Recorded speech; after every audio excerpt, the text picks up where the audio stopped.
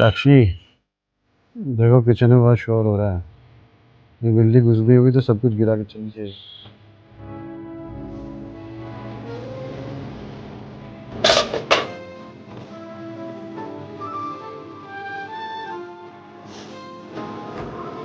माँ जी, क्या हुआ?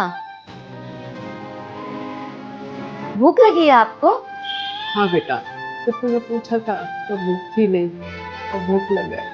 कोई बात नहीं माँ जी, आप बैठो, मैं गरम गरम रोटी लेके आती हूँ। नहीं बेटा, तुम आराम करो, मैं बना लूंगी। माँ जी आप जाओ, मैं लेके आती हूँ।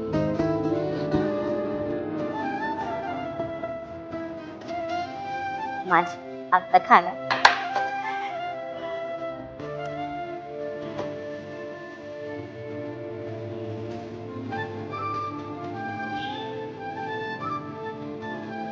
बेटा, ये तूने नहीं बनाया ना?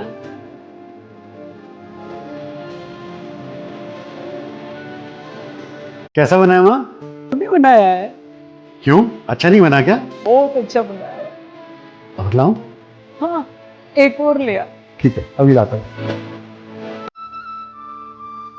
जिस घर में बहुएं समझती हैं और बेटे महसूस करते हैं, कहने का मतलब जिस घर में बहू बेटे अपने माता पिता की जरूरतों को समझते हैं, महसूस करते हैं, उस घर में माता पिता कभी अकेले नहीं रह सकते।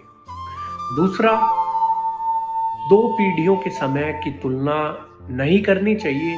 पहले समय में हमारे जो दादा दादी नाना नानी के समय था, जो उस समय जो घर की महिलाएं हैं वो घर का कामकाज देखती थी और पुरुष बाहर का कामकाज देखते थे। लेकिन आज का जो समय है वो टोटली अपोजिट है। घर के मान के चलो आप किसी भी कार्य में महिलाएं भी बराबरी से कंधा मिला करके हिस्सा लेती हैं, बाहर नौकरी करने के लिए जाती हैं।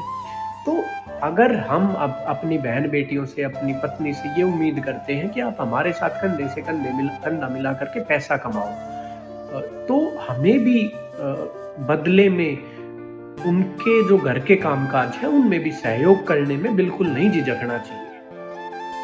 अगर इस तरीके की वर्किंग किसी परिवार की, किसी घर की होगी, तो मेरे हिसाब से वो घर किसी मंदिर से कम नहीं है और वहां हमेशा शांति बनी रहती है।